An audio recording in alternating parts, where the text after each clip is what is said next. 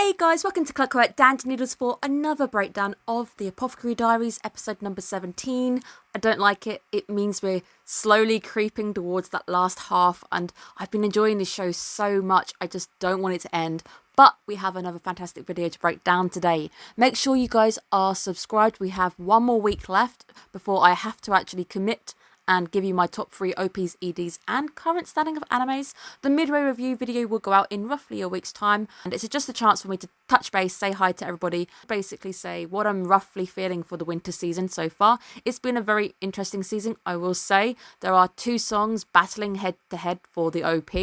I love both equally, but I have to put them in some kind of order. It's going to be interesting to see where I finally decide to go with the two songs. I think a few people might know what the 2 songs are, but we'll see what happens in that video. Thank you guys so much for tuning in. I hope you're looking after yourselves. Let's just get straight to it, and I hope you are keeping well, my friends. We're going to go into the episode where Jinshi decides that he wants a makeover. He's not making himself up, he's making himself down. Very clever, and I actually really enjoyed this sequence for a few reasons. One, a nice little look at Jinshi, little bits and pieces on his body, and also understanding bits and pieces mean. So all of the bits and pieces that we learn from looking at him as a person. It reminded me a bit of Sherlock Holmes and the way that he makes deductions. Mau being just our girl, being very smart, being able to go through and go, actually, this generally means this, but I thought he was this. There's a lot of those moments in this week's episode in particular where she is led to start thinking something completely different, stuff that we maybe have been thinking for a little while now. I did find it very fascinating that smell was a very key giveaway for customers and also your status.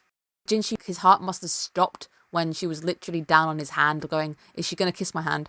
There were a few moments where all through that makeover, I was like, is Jinshi just going to lose it? Or is he going to go and smack his head into another beam or something? Because last time, just even having a happy smile made him decide that he wanted to go and say hello to a beam with his face.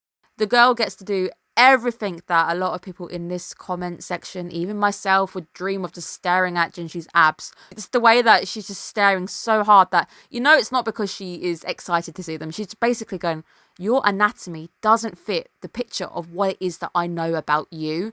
And I love how confused she is. She looks at the calluses on his hand. I do think we, the audience, might know a bit more than Mau in the show does. So we know that Jinshi is sword training. We've seen that sequence. We've seen the ED. Mau hasn't seen the ED. She doesn't know how cool the ED looks. The ED is awesome. And recently somebody played it and I was like, I recognise this. Why do I recognise this? And I was like, oh yeah, it's Apothecary Diaries. It's a really good song. I just forget occasionally how good the first ED actually was. But all in the name of being beautiful. The bit I wasn't expecting was where we were going into spicy foods and actually adjusting his voice. All out on, this is me going undercover, I'm going to go the whole hog.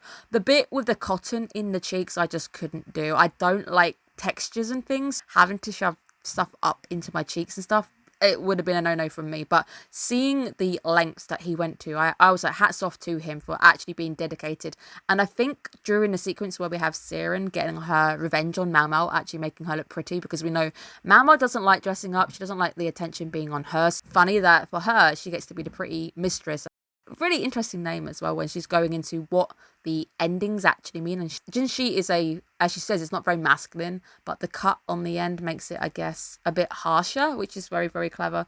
I love it when they actually do go into details and they actually explain things like that, because the show is full of lore. The show is full of world building, and it's just one of those high points for the show in particular is where everything is explained, but it's also shown, not always seen. So there's a lot of bits and pieces that you can pick up just by looking at the environment, just by looking at how characters interact with each other, and even just the colour and the music itself giving you hints at what's going your way.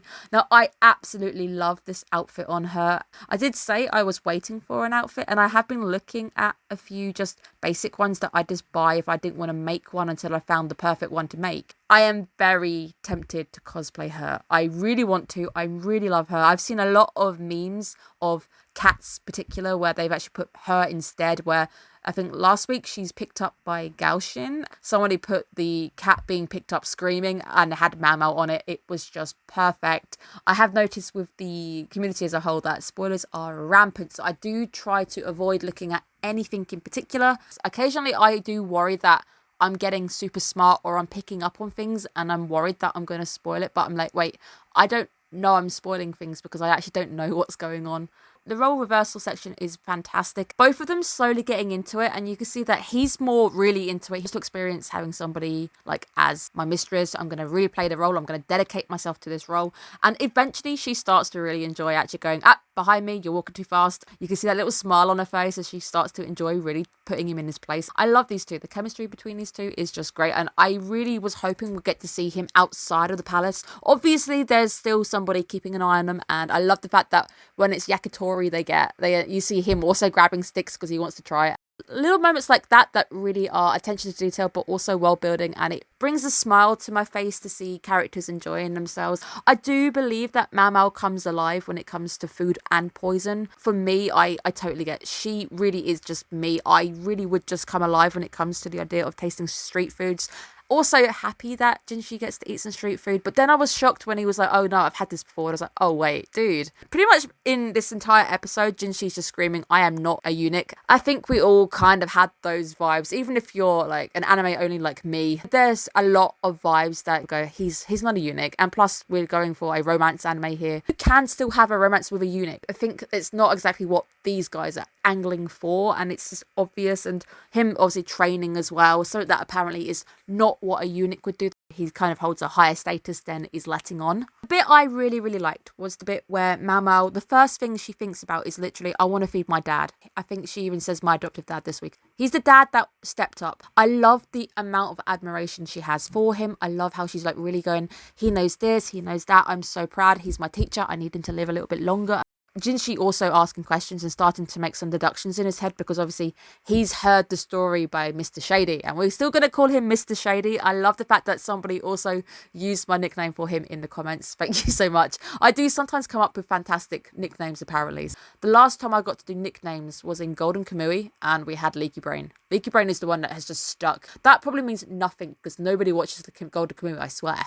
Jinshi is starting to do some calculations in his head, and a lot of that is starting to show, especially with that big sequence at the end that I want to talk about in a bit because the composition is beautiful. Jinshi starts to go, wait, that means he's very good at what he does. See, we learned via Mau this week that her dad was actually castrated and then sent across via the Empress Dowager from obviously the previous emperor. So there's a lot of things going on. I do think at some point I'd like a chart once the show's kind of done for the season at least. This is the previous emperor. He was married to this person. These were his concubines. This is his son. Blah, blah, blah. I kind of feel like I need that chart so I can see who is who's. So much that I really just want to dig into this show. And often enough, I will completely forget that something's been mentioned. So I do apologise if sometimes I do miss a detail or I forget that somebody's mentioned something before. But this show, I am loving it to pieces. I noticed the fact that Jinshi, after eating, he lost the chipmunk cheeks. The dude just can't be ugly. But he definitely starts to figure out exactly who her dad is and isn't. So when she says, oh yeah, the eunuch, the story that Mr. Shady told him is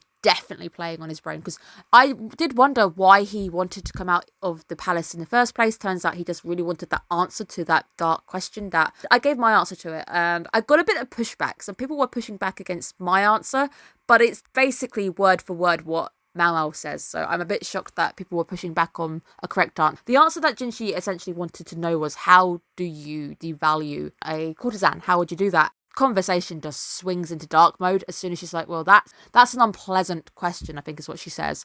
It was exactly what I was predicted. If you're being held up for your purity, if you're not pure anymore, you're not going to have that value. And the thing that came to mind was actually idols. I do know that you are technically allowed to date, but it has to be really low. Some contracts do state that if you're an idol, you cannot date, because I think it's parasocial. It's the idea of being parasocial.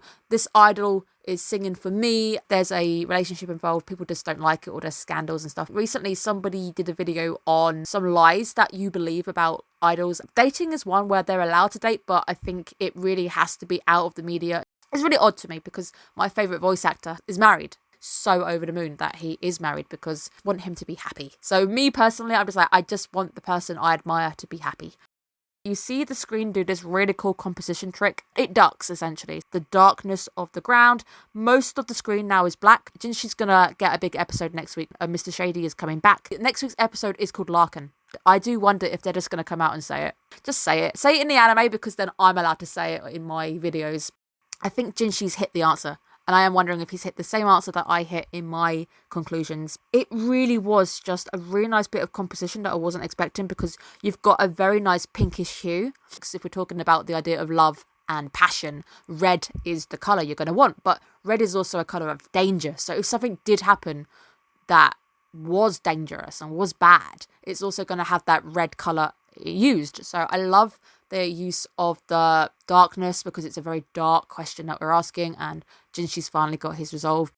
Really like the sequence. I know it's weird that this is the frame that I really pick out in particular, but stuff like that appeals to me because I'm looking at the visuals, I'm looking at the sound as well. Often enough, I don't get to talk about them too much because most animes don't go that deep.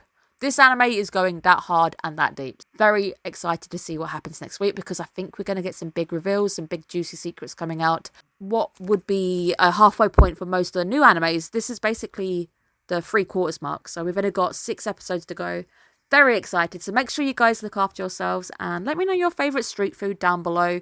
I would say yakitori maybe, because we can actually get that in London. Or I like hot dogs. I always wanted to try corn dogs as well. I know it's an American thing, and I had one when I went to LA, but I don't think I had the best. So I really want to get behind the idea of corn dogs, but I don't think it's a thing that I can find in the UK. So let me know in the comments below what your favourite kind of things are to eat when you're out and about and you're doing street foods. Have a great day, guys. Bye-bye.